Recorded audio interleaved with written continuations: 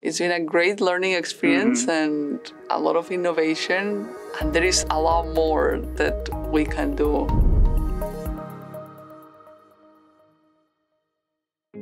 Task-based language teaching is an approach for language learning where students are given a task or an objective, a goal that they have to meet at the end of the class. So at the center of task-based language teaching is meaning. When I was doing my degree, I heard about task-based, but I never implemented it. And I thought, you know, I could totally learn that from him. So then I was like, hey, do you like this approach? And he said, yeah, we should do it. And then we figured, you know, we could implement task-based language teaching in the classroom, but we need a team. We had a total of 3 mentors, and it was great to have the guidance from the 3 of them because we could see different examples, different models, right?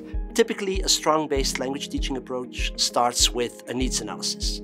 It's kind of probing what do your students need to do with language? What do they want to do with language? We want to kind of provide students with tasks that help them in the real world and that build the proficiency that they need to do everything that they want to do in the real world. We were noticing they were going through all of the levels, they go through all the motions, they do all of the fill-in-the-blank activities, but at the end of the day, they get to the 4th semester of Spanish and they're still having trouble relating to the language, understanding that the language is more than just the words on the page or just the fill-in-the-blank activities. 10 y 3. Entonces, ¿tú pusiste esta? 13. Sí, entonces, 10 y 3 son 13. Sí, Una sí. letra más. Tú ganas. No puntos. No, todo es basura. So we need to use language with a purpose. It has to have some meaning in it. Whether it's using language to order coffee at a coffee shop, whether it is to buy a plane ticket using a platform in the language that you're learning, whether it's you're in a job interview and you need to use the language for that, or you need to go grocery shopping. These are the meaningful parts of language, and so this is where task-based language teaching comes into play. Con mis amigas casi siempre yo tengo mucho tarea.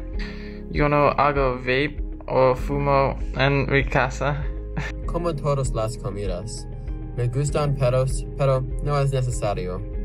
We also had a team of materials creation because there's a lot of work that comes into creating the materials. We had a chapter, and the chapter was about clothing, and instead of having the students go through a very long list of vocab and learn the pieces of clothing, we decided to do something more interactive. So the final outcome was that they will get a request from a potential buyer, and they had to find a clothing item that matched the description. Just seeing them go through all of the pile of clothes and try to decide, match the word that they had learned with the actual item, and that physical connection between the actual language and the item and the real world was a really nice thing to see. And from the instructor's perspective, it was a task in itself, finding the clothes at the thrift shop. I mean, that was a fun part. We had styles for somebody, a formal person, somebody who wants to stay at home all the time. Yes, someone who was going to a 4th of July party. Oh yes, so, the 4th of July. And students did very good. The 4th of July was very straightforward. Was fun, yeah.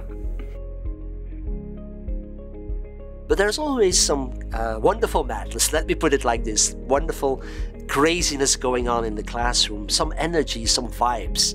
And I think that the teachers picked up on that. And it might have been just the innovation effect, but I felt like there is something there. We really speak to what students want to do, what they're motivated and engaged to do in a classroom. So through task-based language teaching, I have relearned completely how to structure a lesson. I was always bound by the present, practice, produce method that I was taught when I was learning to become a teacher. And now it's been over a decade, and now I'm restructuring the way that I plan classes. And yes, it takes more time, it takes more planning, it takes a ton of creativity. But then it's so rewarding once you go into the classroom and you carry out that task, and then you see the students working on it and you see them succeeding at it, and it really gives you a sense of like, oh, that's why I'm doing this. So this is what teaching is like. This is what teaching should be.